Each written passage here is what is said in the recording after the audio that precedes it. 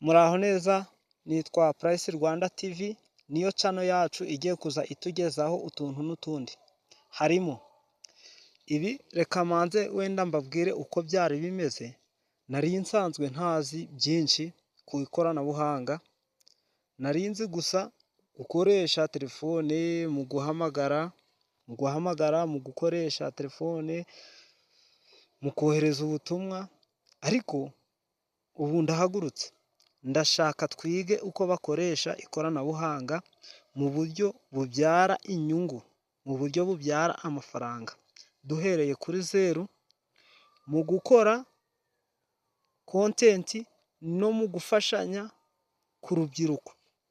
Nshaka twige uko bakora editing mu buryo bwiza, gukora video nziza kandi nta mashini ufite, uko bakora indirimbo, uko bakoresha app z'ubuntu, nuko bakoresha smartphone yacu mu buryo bufite akamaro.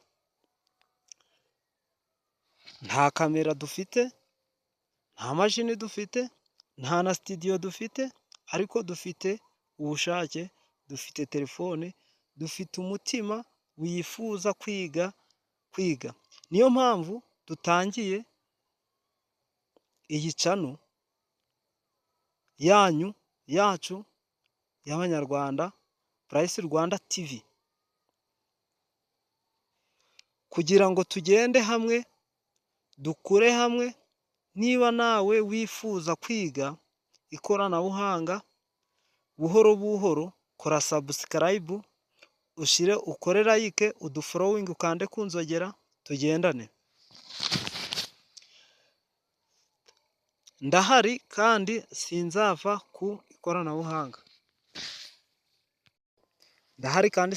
ku ikoranabuhanga. Uru ni urugendo dutangiye, ubu turatangiye, twagiye. Murakoze, muze gukora subscribe ku bantu tugiye gutangirana. Ndaje gushyira link ya WhatsApp muri description, ndaza kuyishyiramo ku bantu turatangirana. Turatangirira kuri zero kandi tugomba kuba monetize byanga byakunda.